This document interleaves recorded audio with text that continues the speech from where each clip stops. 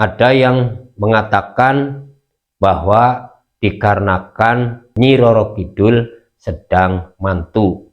Jauhkan mereka dengan tradisi dan budayanya. Bisikan kepada mereka bahwa leluhur mereka itu sesat.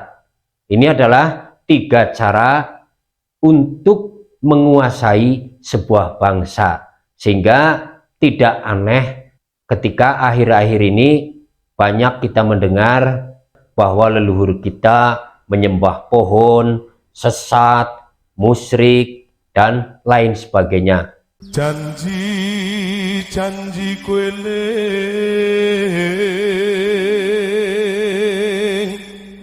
Salam Rahayu.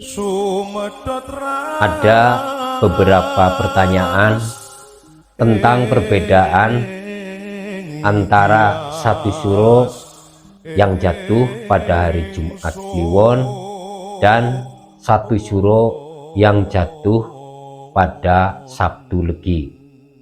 Jadi di dalam perhitungan Jawa ada metodologi perhitungan yaitu Asapon dan perhitungan Jawa Aboge.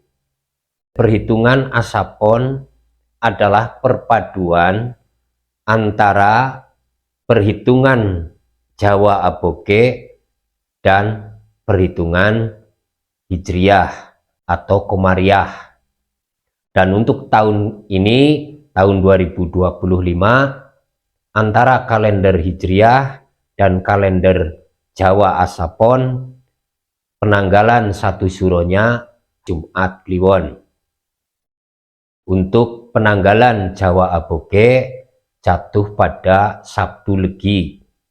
Seperti yang sudah saya sampaikan di video-video sebelumnya, bahwa penanggalan satu suro sudah paten. Ini yang membedakan kalau di kalender Hijriyah atau di perhitungan Asapon, itu satu suronya setiap tahunnya harus melakukan penelitian melalui melihat hilal dan lain sebagainya. Kalau perhitungan kalender Jawa Aboge mengacu pada perputaran satu windu. Satu windu ini ada 8 tahun. Dalam 8 tahun ada 8 nama hari dan pasaran yang menjadi penanggalan satu suro. Jadi ini setiap tahunnya akan berputar berganti-ganti. Tahun ini satu suro jatuh pada Sabtu Legi, maka 8 tahun kemudian satu suro kembali jatuh pada Sabtu Legi. Lalu ada juga yang bertanya, lalu Mbah menggunakan perhitungan yang mana atau kalender yang mana? Jawaban saya adalah saya menggunakan perhitungan kalender Jawa Aboge, karena perhitungan ini jauh sebelum ada kalender Hijriyah. Artinya bahwa leluhur kita dahulu sudah sangat luar biasa dalam menentukan hari, tanggal, dan tahun. Sementara pada saat itu belum ada yang namanya teknologi. Lewat ikhtiar kebatinan mereka, pendekatan mereka terhadap Sang Maha Kuasa, mereka mampu menentukan hari, bulan, dan tahun. Dan ketika kita memperhatikan dari tahun ke tahun, satu Muharram atau satu Suro ini selalu beriringan. Kalender Hijriyah di hari Jumat Kliwon, penanggalan satu Suro Jawa Aboge di Sabtu Legi, dan begitu seterusnya dari tahun ke tahun sepanjang masa. Artinya bahwa ada keakuratan perhitungan Jawa Aboge, meskipun ini sama sekali tidak menggunakan teknologi seperti zaman sekarang. Dan kemudian ada yang mempertanyakan pula kepada saya tentang tanggal 9 Suro. Kenapa tanggal 9 Suro itu menjadi tanggal larangan atau tanggal yang dilarang untuk melakukan aktivitas-aktivitas tertentu seperti membangun rumah, pindah rumah, memulai usaha, menikah, dan lain sebagainya. Ini kenapa tidak diperbolehkan. Ada yang mengatakan bahwa dikarenakan Nyi Roro Kidul sedang mantu. Sebenarnya tidak demikian. Ini adalah salah satu isu untuk memisahkan orang-orang Jawa dengan tradisi dan budayanya. Jadi memang sudah sangat lama ada kekuatan yang ingin menguasai Nusantara ini. Ketika tanah Jawa sudah mampu ditundukkan, maka kepentingan untuk menguasai Nusantara ini akan berhasil.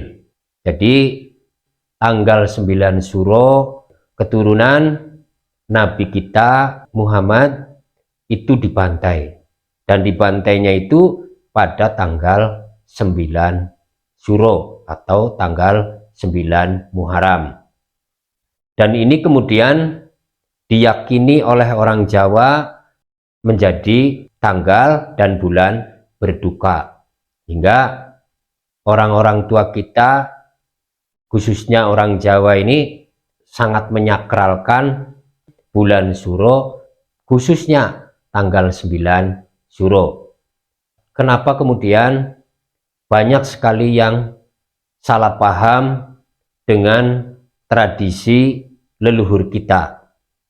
Ini karena leluhur kita dahulu ketika mengajarkan sesuatu lebih kepada memberikan contoh. Berbeda dengan orang-orang saat ini. Leluhur kita itu ketika anak atau cucunya melakukan kenakalan, mencuri, atau yang lainnya, mereka tidak akan mengatakan, jangan begitu, dosa, nanti masuk neraka. Tidak seperti demikian.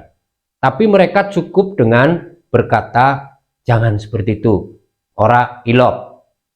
Jadi cukup dengan kata-kata itu.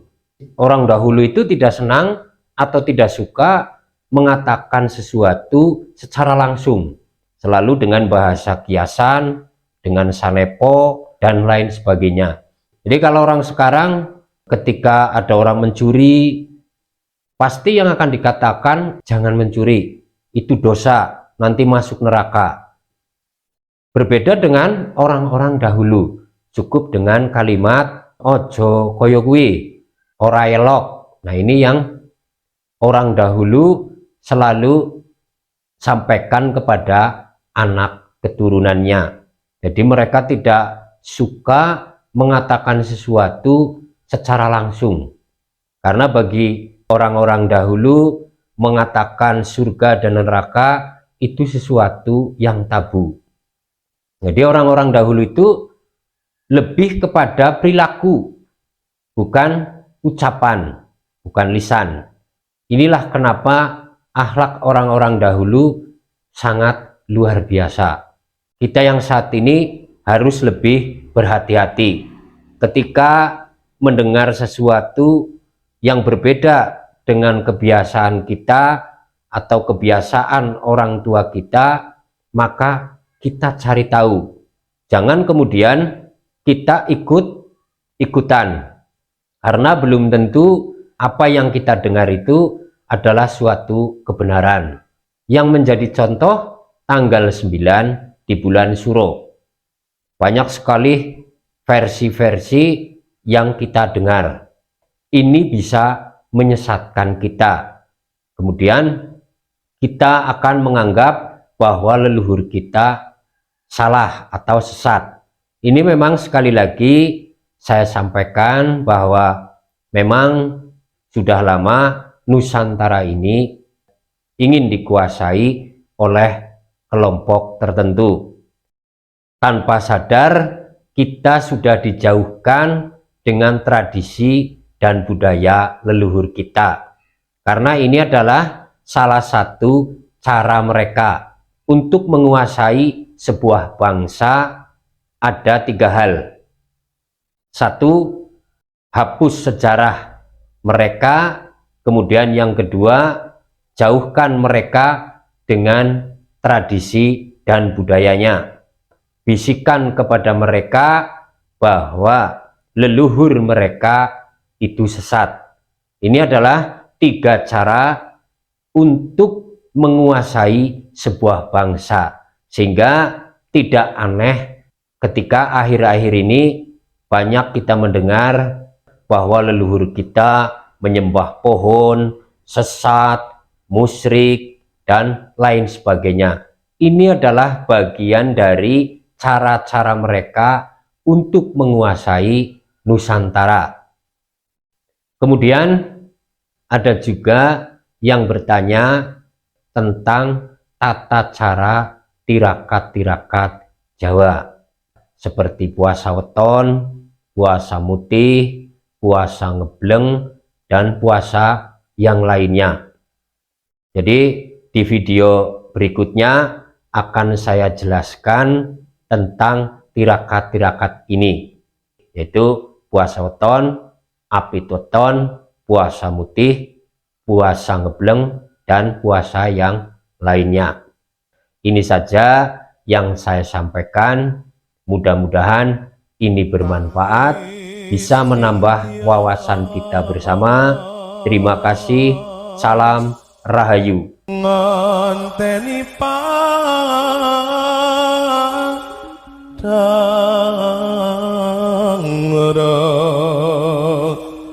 rembulan